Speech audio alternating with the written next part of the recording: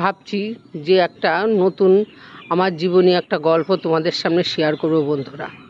যাই হোক, আজকে সেই মুডটা এলো, তাই শেয়ার করতে চলেছি। সবাই একটু গল্পটা শুনবে। এটা গল্প নয়, এটা আমার জীবনে বাস্তব ঘটে গেছে, একদম বাস্তব ঘটনা যেটা সেটা ঘটে গেছে।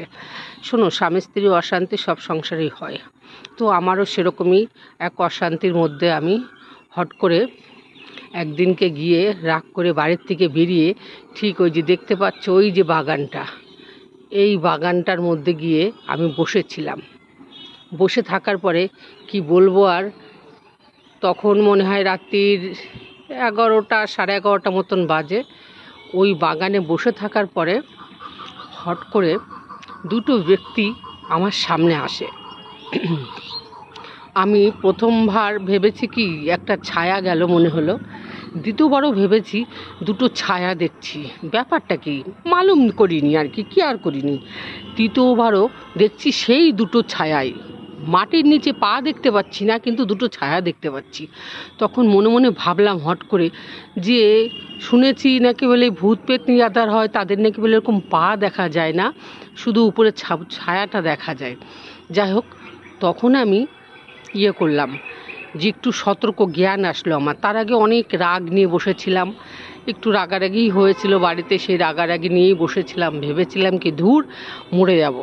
ওখানে একটা বড় আম গাছ ছিল, ভেবেছিলাম এই আম গাছের ডালেই গলায় দড়ি দেবো, দিয়ে মারা যাব, আর বেঁচে থাকবো না, দরকার নেই।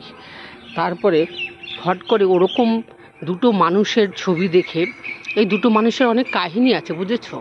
এই যে দেখতে পাচ্ছ বাড়িটা, এই যে বাড়িটা দেখতে পাচ্ছ না, এই বাড়িতে দুটো ব্যক্তি আত্মহত্যা করে মারা গেছিল বিষ খেয়ে।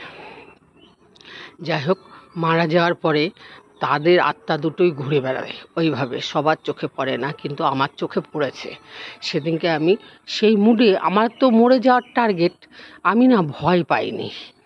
যাই হোক, ওখান থেকে উঠে আস্তে আস্তে চলে এলাম। আসার পরে পাশের বাড়ি কাকিমা, তাকে বলছি কাকিমা আমি তো এরকম দেখলাম, কি করব বলো। বলছি কি, ইস তুই কোথায় গেছিস এই রাত্রেবেলা, কেন ওখানে গেছিস, তোর মরার ভয় নেই, তুই জানিস না ওই জায়গাটা এরকম খারাপ, তবু তুই ওখানে গিয়ে বসেছিস। উনি যাই হোক গরম জল করে লোহা ছ্যাঁক দিয়ে খাওয়ালো আমাকে গরম জল।